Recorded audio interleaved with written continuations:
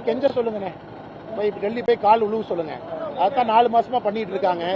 மறுபடியும் ஒரு குழு அனுப்ப சொல்லுங்க, இன்னொரு 5 பேர் போட்டோம் போய் நம்ம தலைவர்கள் காலில் விழுந்துட்டு அண்ணாமலையை மாத்துங்க, அண்ணாமலையை மாத்துங்க, அண்ணாமலையை தூக்குங்க, அண்ணாமலையை கட்டுப்படுத்துங்கன்னு போய் காலில் விழுந்துட்டு வரட்டும். எங்கள் கட்சிக்கு யாரும் அறிவுரை சொல்ல வேண்டாம். நாங்கள் எப்படி எங்கள் கட்சி இருக்குன்னு எங்களுக்கு தெரியுங்கண்ணா. அதனால இந்த பகையாளிகள்லாம் ஓரமா நின்று கை கட்டி வேடிக்கை பார்த்தா போதும். திரும்ப திரும்ப டெல்லிக்கு ஒரு குழு அனுப்புவாங்கல்ல, குழு அனுப்ப சொல்லுங்க. போய் அண்ணாமலை மாத்திருந்தாரு 6 மாசமா டிராமா பண்ணிட்டு இருக்காங்க. மறுபடியும் அந்த காவடி தூக்கிட்டு போக சொல்லுங்க, சட்டையை தூக்கி. அண்ணே மோடி போட்டுருக்காங்களா? மக்கள் போடுறதுங்க, மக்கள் விருப்பப்பட்டு போடுறாங்க. அண்ணே, என்னை பொறுத்தவரை இந்த நேரத்தில் நீ விட்டுட்டீங்கன்னா நான் வீட்டுக்கு ஓடிடுவேன். ஆனா திமுக என்கின்ற தீய சக்தியை அழிக்க வேண்டும் என்கின்ற குறிக்கோள் அரசியல். மக்கள் எங்க கூட்டிட்டு போறாங்களோ கூட்டிட்டு போட்டுக்கலாம். அண்ணா உங்களுக்கு ரெக்கார்ட் ஆகாதுன்னு நினைக்கிறேன். அண்ணா முதல்வர் அவர்கள் இந்தியாவில் இன்னைக்கு அதிகமாக வெளிநாட்டு பயணம் போகக்கூடிய முதல்வராக மாறிட்டார். எந்த முதல்வரும் இவ்வளவு வெளிநாட்டு பயணம் போல. இன்னைக்கு முதல்வர் துபாய் முடிச்சிட்டாரு, ₹1 வரல. ஜப்பான், சிங்கப்பூர் போனாரு, ஒன்னையும் காணா. இன்னைக்கு ஸ்பெயின் போயிருக்காரு. மக்களுக்கு உண்மையை சொல்லணும், எதுக்கு போறாங்கன்னு உண்மையை சொல்லணும். ஒரு பக்கம் மக்கள் மெடிக்கல் கண்டிஷனு, டாக்டர் ஏதோ பேசுகிறாங்க, நான் கருத்து சொல்ல விரும்பல. ஒரு முதல்வர் அந்த நாற்காலிக்கு அமர்ந்து கொண்டு பொய் பேசுவது அழகல்ல என்பது எங்களுடைய கருத்து. அவர் வெளிநாட்டு பயணத்திற்காக ஸ்பெயின் போவதாக நாங்கள் கருதவில்லை.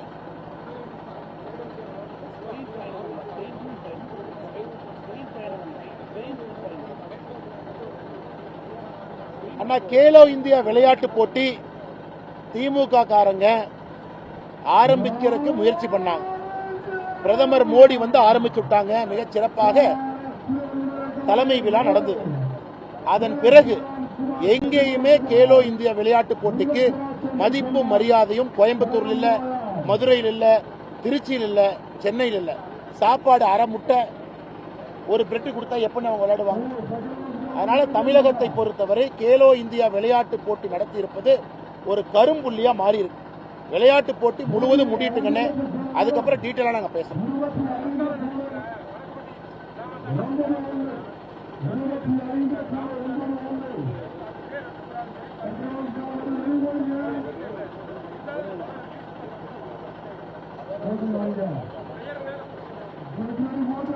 அண்ணா, உதயநிதி ஸ்டாலின் படத்தில் நடிச்சா யாரும் பார்க்க மாட்டாங்கன்னு சந்தானத்து கூட நடிச்சார். அப்பனாச்சும் மக்கள் பார்ப்பாங்களான்னு. உதயநிதி ஸ்டாலினுக்கு தெரியும் சந்தானம் அவர்கள் ஒரு பெரிய ஸ்டார், அவருக்கு தனி மார்க்கெட் இருக்கு, மக்கள் அவரை விரும்புறாங்க. ஆனா என்ன, ஆன்மீகத்தில் இருக்காரு அப்படிங்கறதுக்காக திமுக பிடிக்கல. அதனால வடப்பட்டியான வடப்பட்டி ராமசாமி நல்ல பேருண்ணே, நல்லா இருக்குண்ணே. இவங்க தடுக்க தடுக்க வடப்பட்டி ராமசாமியை மூளை முடுக்கெல்லாம் பட்டி தொட்டியெல்லாம் கொண்டே திமுகவே சேர்த்திருவாங்களா? அவரு சொல்லலையே, சொல்லலையல்ல, சொன்னாங்கன்னா நான் பேசுறேன். ஆனா ஒரு அரசியல் கட்சியா கொள்கை என்ன, அந்த இயக்கம் எதை நோக்கி பயணிக்கிறது, அந்த இயக்கம் எதை மாற்ற விரும்புகிறது, அந்த இயக்கம் எப்படிப்பட்ட இயக்கம் அப்படின்னு அவங்க டிக்ளேர் பண்ணும் பொழுது எங்களுடைய கருத்துக்களை நிச்சயமா முன்வைக்கிறோம். ஆனால் எல்லோரும் அரசியலுக்கு வர வேண்டும், மாற்றத்தை விரும்புறவங்க எல்லாம் வரணும்னு தொடர்ந்து நாங்க சொல்லிட்டு இருக்கோம்.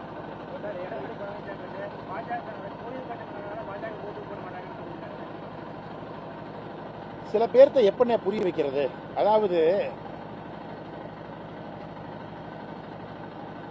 பல கோவில்கள் இருந்தாலும் கூட குழந்தை ராமனுடைய வீடு என்பது அயோத்தியா தான். பல கோவில்கள் இருந்தாலும் கூட பஞ்சபூத தலங்களுக்கு சிறப்பு இருக்கு. அதனால் அயோத்தியால குழந்தை ராமருக்கு அந்த கோவில் என்பது தனி சிறப்பு.